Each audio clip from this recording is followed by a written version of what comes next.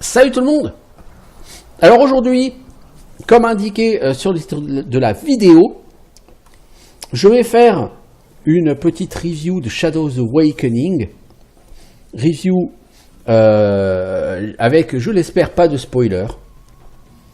Donc actuellement, j'ai pas fini le jeu, j'en suis à l'épisode 30, j'ai mis en boîte 32 épisodes. Et j'arrive par contre assez rapidement à la fin.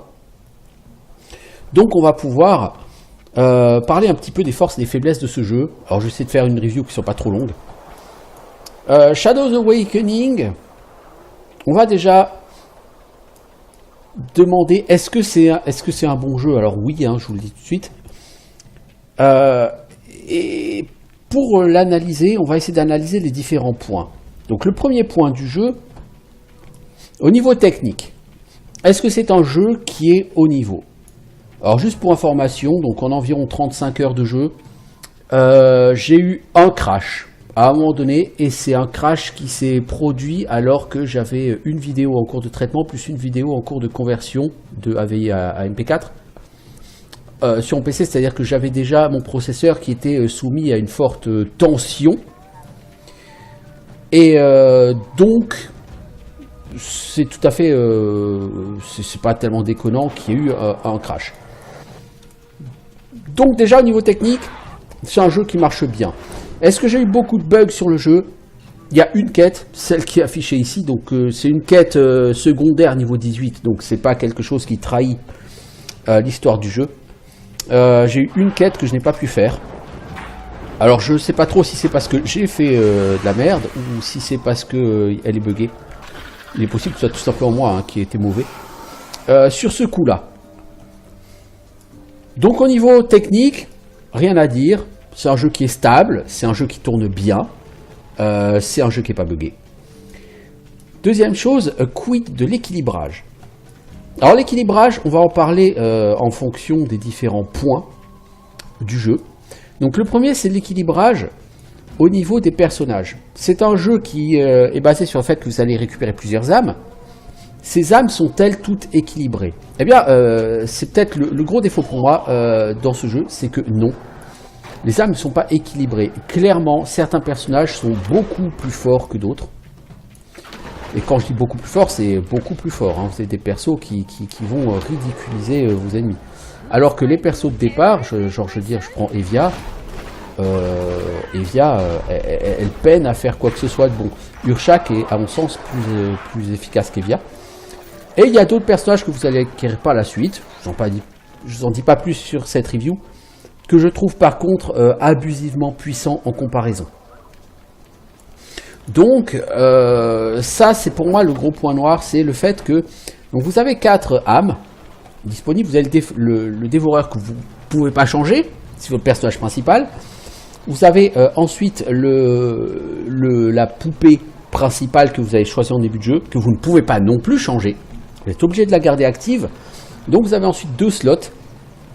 Et vous avez une petite dizaine de puppets, donc vous choisissez parmi cette petite dizaine ce que vous mettez dans les 2 derniers slots. Et effectivement, avec toute la richesse du jeu, malheureusement je trouve que il y en a qui sont vraiment beaucoup plus puissants que d'autres. Et en particulier Evia, mais j'avais trouvé que c'était un peu pareil avec Calig, je la trouve pas vraiment au niveau. Je veux pas mentir. J'ai trouvé que le premier puppet n'était pas au niveau. De manière générale, au niveau de l'équilibrage entre mages et guerriers, par exemple, j'ai trouvé les guerriers beaucoup plus intéressants parce que les mages ont une tendance. On va regarder là, vous voyez Evia. Je vais utiliser ses skills de combat habituels. Hein. Je rentre sur ces 3 skills. Voilà, j'ai utilisé les 3 skills et elle est à moins d'un tiers de mana. Ça veut dire quoi? C'est-à-dire que si elle veut faire du DPS, si elle utilise que son skill souffle de feu, qui est le skill basique, ok, ça va. Si maintenant elle commence à faire d'autres skills avec, elle est extrêmement vite. Extrêmement vite. Et le problème, c'est que là, j'ai pas mal boosté sa régène mana, et vous voyez, la régène mana, elle est quand même assez longue. Et par ailleurs, ses skills sont pas ultra incroyables, parce que souffle de feu, c'est 350 points de dégâts, même si derrière tu mets le dot il fait 300 points de dégâts, donc en tout ça fait 670 points de dégâts. C'est pas énorme. Pour un skill qui coûte 325 en mana et qui a un temps de régène de 8 secondes, 7 secondes en l'occurrence, c'est vraiment pas très efficace. Donc le problème c'est voilà, elle est où? Et maintenant il faut que la mana remonte. Et il faut qu'elle remonte, Bon, vous allez me dire, c'est le principe du jeu. Le principe du jeu, c'est de vous forcer à switcher entre les puppets, c'est-à-dire que vous prenez un puppet, vous utilisez ses skills. Le puppet, donc les skills ont des temps de cooldown assez élevés. Mettons que, voilà, j'utilise ça, j'ai plus de mana, je suis en cooldown, donc hop, je passe sur Urshak, qui va faire ses skills. Voilà, et là, ces skills sont en cooldown, et du coup, qu'est-ce que je fais? Je repasse, mettons, sur Evia pour refaire ce skill, et après, je passe sur mon dernier perso qui va faire aussi ses skills, etc. Oui, c'est ce que le jeu veut vous pousser à faire, hein, clairement. Malheureusement, en termes de mana, c'est assez short. Vous allez voir que vos personnages, notamment les personnages typés mage, vont avoir une tendance à consommer leur mana extrêmement vite. Là où les guerriers, je veux dire, elle utilise tous ses skills, elle est encore à mi-mana. Donc voilà. Honnêtement, il y a ce premier déséquilibre. Les personnages, je trouve, ont une régène mana, une barre de mana trop faible à mon sens, une régène mana peu importante, ce qui fait que vous allez beaucoup switcher. Si vous voulez jouer avec un mage, vous allez beaucoup switcher sur autre chose. Et je pense que les mages en dégâts bruts par les attaques de base sont moins impressionnants que les archers ou les guerriers. Je veux dire, on va essayer de trouver des mobs. Et vous allez voir la différence entre les dégâts qu'elle fait, elle, et les dégâts que fait Urshak en dégâts bruts. Oh, on dirait, c'est Diablo, dis donc. Donc vous voyez, elle fait, combien de dégâts elle a fait? 280. Bon, c'est pas mal, hein, c'est un critique. Lui, sans critique, il fait 279, vous voyez. Donc lui, il tape beaucoup plus fort. Et c'est une vérité pour tout le monde, hein, je veux dire, voilà. Donc les mages, de mon point de vue, sont moins puissants que les guerriers ou les chasseurs. Je veux dire, chasseurs, guerriers, c'est vraiment costaud. Après, il y a d'autres âmes de mages. Je ne veux pas spoiler, je ne veux pas toutes les montrer ici, mais clairement, je veux dire, là, vous voyez Urshak, les petits démons, là, il les one-shot. Evia, il les one-shot pas.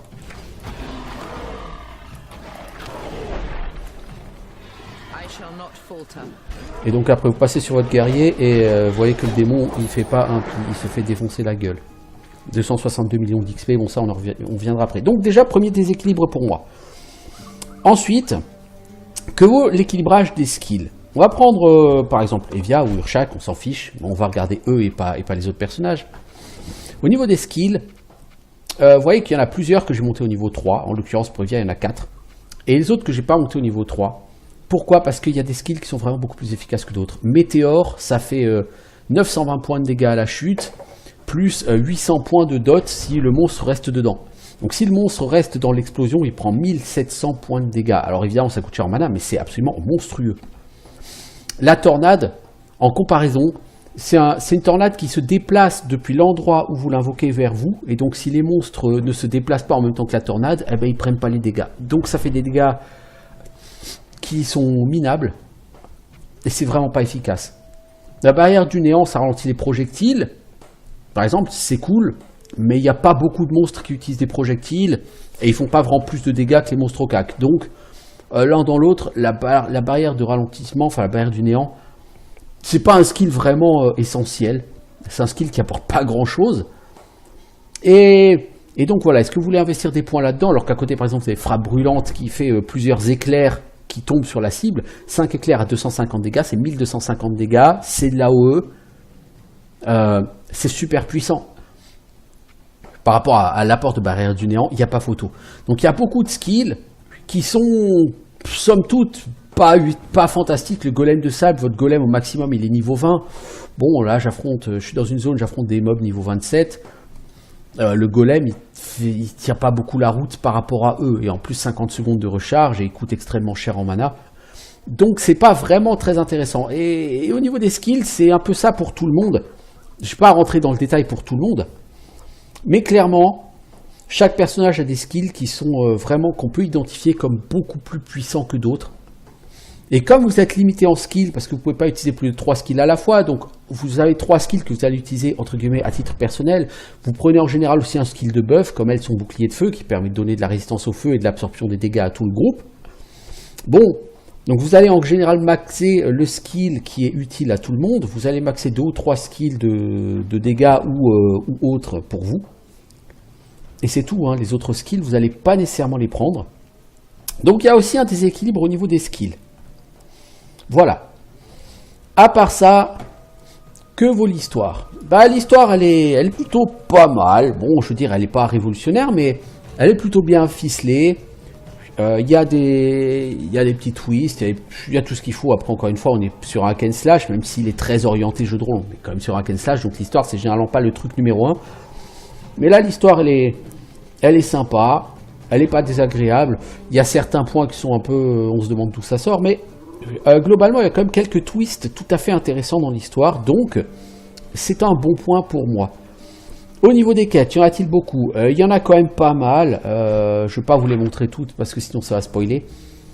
Sachez qu'il y en a quand même... alors des quêtes secondaires, il y en a beaucoup sur le début du jeu.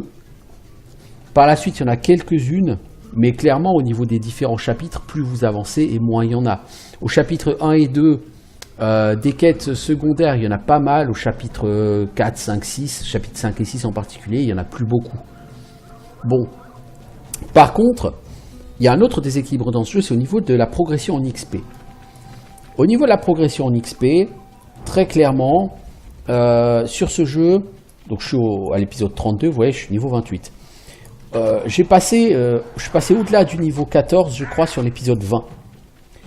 Donc qu'est-ce que ça veut dire? Ça veut dire que pour les 14 premiers épisodes, pour les finir, il m'a fallu 20 épisodes et il m'en a fallu que 12 pour finir les 14 suivants.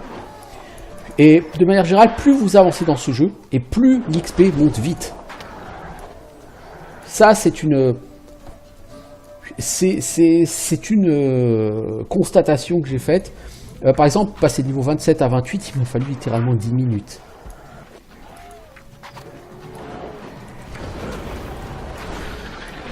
Donc effectivement, je ne vais pas dire que c'est décevant, mais vous arrivez au bout d'une vingtaine d'heures, vous êtes niveau 14, et puis d'un seul coup, je ne vais pas spoiler, d'un seul coup l'XP va se mettre à monter beaucoup plus vite parce que vous tapez des monstres qui sont clairement beaucoup plus haut niveau, et ces monstres qui sont beaucoup plus haut niveau vont commencer à vous rapporter beaucoup d'XP. Par ailleurs, c'est un jeu qui n'entretient pas forcément une possibilité importante d'avoir un gros écart d'XP avec la zone où vous êtes. Pourquoi? Parce que la quantité d'XP nécessaire pour un level up, au début du jeu, il vous faut quelques milliers d'XP. Là, au point où j'en suis, c'était 1,2 milliard, je dis bien milliard de points d'expérience qu'il fallait pour level up, mais sachant qu'un monstre en rapporte plusieurs millions. Donc ça va assez vite. Épée du roi X, ça à mon avis ça doit être assez joli. Donc voilà, ça pour dire que au niveau de la vitesse d'XP, jusqu'au niveau 15, à peu près, l'XP monte pas très vite. Par contre après, il y a des moments où ça s'accélère. Je dirais niveau 21 à 24, ça a été très rapide. Après, niveau 24-26, ça a été moyennement rapide. Et à partir du niveau 26, de nouveau, là, j'ai eu une vitesse de PEX qui est devenue extrêmement rapide, puisqu'il m'a fallu moins de 2 heures pour passer de la fin du niveau 25 au début du niveau 28. Donc là, après, ça barre dans XP, c'est pour ça que je pense que je suis relativement en fin du jeu. Parce que clairement, là, l'XP va très vite. Donc il y a quand même quelques déséquilibres sur ce jeu. Mais ce ne sont pas des déséquilibres qui cassent l'intérêt du jeu, qui cassent le fun. Loin de là. Au niveau du gameplay, on est sur un gameplay assez traditionnel, hein, comme dit, pour un hack and slash. Vous avez 3 compétences disponibles, mais vous pouvez en changer quand vous voulez, donc c'est pas gênant. La compo de groupe nécessite que vous voyez des sanctuaires de résurrection pour la changer, mais c'est pas très gênant, vous pouvez revenir en arrière pour revoir les sanctuaires. Globalement, c'est pas compliqué. Donc voilà, un jeu qui marche bien au niveau technique, un jeu avec une histoire sympa, qui est plutôt bien faite, qui est assez intéressante à suivre, un jeu avec un gameplay qui est tout à fait efficace, qui est dynamique. Vous allez être obligé, alors en difficulté normale pas trop, mais sur les difficultés supérieures, vous allez être obligé de pas mal changer entre les différents persos, parce que comme dit, vos persos, et c'est voulu je pense par les développeurs, vos persos ne peuvent pas tuer tout le monde en solo. Face aux petits mobs, c'est possible, hein, parce que les coups blancs vont suffire à les tuer. Mais par contre, dès que vous aurez des mobs un peu élites, un peu gros, etc., votre perso sélectionné va avoir du mal à tuer tout le monde. Certains persos, par contre, vont eux avoir beaucoup plus de possibilités pour justement soloter les mobs. Mais plus vous allez monter en difficulté, et plus ces possibilités de soloter les mobs vont devenir short. Vous voyez, les petits mobs, bon, vous n'avez pas forcément besoin. Lui, il one-shot hein, tous ces petits démons. Par exemple, ok. Mais plus vous allez monter en difficulté, effectivement, et plus il y aura une obligation de switcher régulièrement. J'ai dit non, je veux pas, ça s'affiche. Donc plus vous aurez cette obligation de switcher régulièrement entre les personnages. Et donc, c'est la raison, je pense, puisque c'est une feature essentielle du jeu, c'est la raison pour laquelle je pense qu'il y a des cooldowns et tout, qui sont assez élevés. Donc, jeu qui marche bien au niveau technique, jeu qui est plutôt intelligemment pensé au niveau de ses features originales, le switch des personnages. Le switch d'un monde à l'autre est assez sympa. Je trouve que les mécanismes sont intelligents. Il y a beaucoup d'énigmes, beaucoup de puzzles. Mais des puzzles, il n'y en a que 4 ou 5 types différents sur le jeu. Donc une fois que vous savez comment fonctionne un type de puzzle, la difficulté va être de chercher où trouver les indices ou où trouver les objets nécessaires. Plutôt que de vous dire, bon j'ai trouvé un truc, à quoi ça sert. Vous saurez à quoi ça sert. Mais vous ne saurez pas forcément où trouver les indices ou les objets qui sont nécessaires. Mais globalement, il y a quand même pas mal de puzzles. Certains sont obligatoires. La majorité des puzzles, eux, servent à vous offrir des coffres trésors bonus, donc ils ne sont pas obligatoires. Les coffres trésors bonus, vous pouvez les prendre, c'est cool. C'est pas une obligation parce que sur ce jeu, comme vous pouvez sertir votre stuff, vous pouvez transformer n'importe quel objet blanc en objet légendaire de toute façon. Donc trouver du bon stuff bonus, c'est cool, histoire de gagner quelques essences, de gagner un peu d'or, mais c'est tout. Genre, à part ça, voilà, donc c'est cool d'aller chercher ces énigmes, d'aller ouvrir ces coffres, parce que vous vous dites, ok, je l'aurais fait, mais c'est pas aussi essentiel que ça. Et quelque part, c'est pas plus mal, parce que parfois, pour certaines, il faut vraiment se creuser la cervelle. Et donc voilà, passer à côté d'un objet super énorme juste parce que vous n'avez pas envie de vous creuser la cervelle, ce serait un peu dommage. Donc là encore, je trouve qu'il y a une intelligence au niveau de la manière dont c'est réglé. Ensuite, on sent clairement effectivement un recul qui a été pris par les développeurs par rapport à leur jeu, puisqu'encore une fois c'est un reboot d'un jeu qui existe depuis plusieurs années.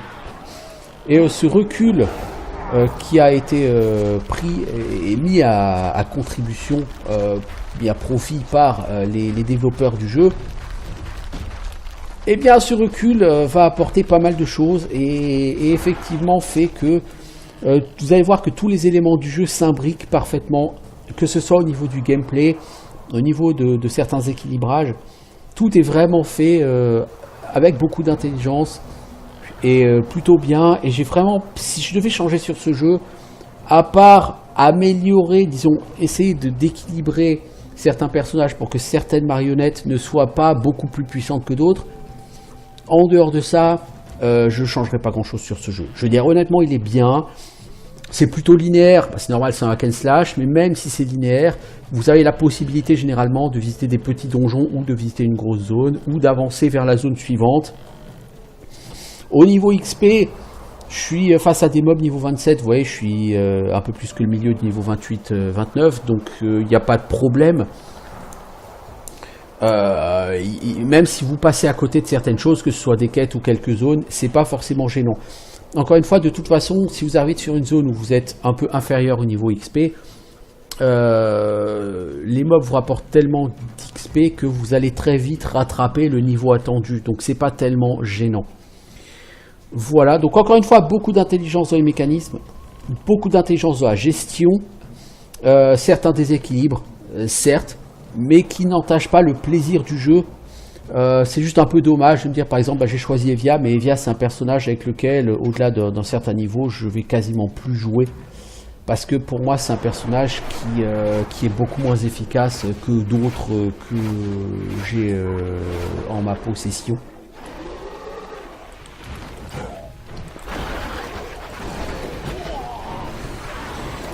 Sinon, pas grand chose à dire de plus, hein. Voilà, c'est un excellent jeu. Est-ce que je le recommande? Oui. Est-ce qu'il y a une durée de vie? Je vous dis, voilà, j'en suis à peu près à 35 heures pour ma première partie sur ce jeu. Donc c'est assez long. Je pense encore une fois que j'arrive assez vite vers la fin du jeu. Oh là mec, tu t'es coincé dans un arbre. Et donc il y a de quoi faire, hein. Est-ce qu'il y a une bonne rejouabilité? Oui, parce que vous avez des moments dans le jeu où vous avez des choix à faire. Vous avez quand même un certain nombre de choix à faire. Choix en termes de marionnettes, choix en termes de gameplay, des décisions de personnages à prendre. Si vous êtes vraiment à fond dans la réalisation de succès, vous avez beaucoup de succès Steam. Un certain nombre de succès Steam nécessite de jouer plusieurs fois parce qu'il faut obtenir certaines choses sur une partie. Et il faut aller prendre la décision inverse sur la partie suivante. Bon, c'est un jeu qui a un côté jeu de rôle quand même très prononcé. Du coup, votre personnage, dans sa fiche de personnage, il a des tendances, soit à la cruauté, soit à la cupidité, etc. Ça apporte pas grand chose en termes de gameplay, mais encore une fois, c'est plus en termes de roleplay que c'est intéressant. Donc voilà, je pense que j'ai un petit peu fait le tour. C'est un jeu qui marche bien, c'est un jeu qui fonctionne bien. C'est un jeu qui est, je veux pas dire lisse, mais ouais, effectivement, tous les éléments s'imbriquent parfaitement les uns avec les autres. Donc effectivement, il y a vraiment un côté particulièrement intéressant, particulièrement efficace. Toi, tu es en train de décéder, mon pote, donc on va utiliser notre méga bourrin. Et ouais, donc encore une fois, je ne peux que valider et recommander tout ça. Pour moi, c'est vraiment un truc qui marche très bien. Et je dois vraiment tirer mon chapeau aux développeurs qui ont vraiment su améliorer un jeu qui a priori était sympa mais pas ultime, et en faire quelque chose qui du coup marche bien, est très intelligent, qui a peu de défauts et qui s'avère du coup être un hack and slash certes différent des autres sur le marché, parce que c'est pas un hack and slash qui est basé sur le fait de finir le jeu en une difficulté pour débloquer une autre difficulté, etc. Donc vous trimballez pas un personnage d'une difficulté à l'autre. Le fait de vouloir mettre un côté jeu de rôle fait qu'il y a une histoire et que au bout d'un moment vous arrivez au bout de l'histoire. Quand vous êtes au bout de l'histoire, la recommencer à zéro, ça n'a pas vraiment d'intérêt ni de sens. Mais pour favoriser justement la rejouabilité, les développeurs ont fait en sorte que pour chacune des marionnettes que vous choisissez au début, il y a une fin différente. Donc si vous voulez voir les 3 versions de l'histoire, si vous voulez voir les 3 fins différentes, il faut jouer au moins 3 parties. Une partie avec le premier puppet qui est un guerrier, une fois avec un chasseur, une fois avec un mage. Ce qui vous permet de varier les gameplays et ce qui vous permet du coup d'essayer de choper les succès Steam. Parce qu'effectivement il y a plusieurs choix, il y a plusieurs compos de groupe, il y a plusieurs moments dans l'histoire où vous allez devoir choisir entre 2 puppets. Et donc ça vous permet justement sur une partie d'en choisir un et sur la partie suivante d'en choisir un autre pour voir ce que ça donne si vous le jouez autrement. Et ça permet effectivement d'avoir des approches tout à fait différentes du jeu, parce que certains puppets apportent des trucs très intéressants et si vous jouez, vous faites un autre choix la partie d'après, cet apport vous l'aurez pas, donc il faudra avoir une approche différente des rencontres et du jeu. Donc c'est effectivement un facteur très utile pour la rejouabilité. Et du coup, bah, la rejouabilité, c'est pas tellement basé sur le fait que votre personnage, il va continuer à débloquer des compétences jusqu'à ce que vous ayez fini le jeu 3 fois avec un perso. Non. Votre perso, et vous avez fini le jeu une fois avec, c'est bon, c'est fini, quoi.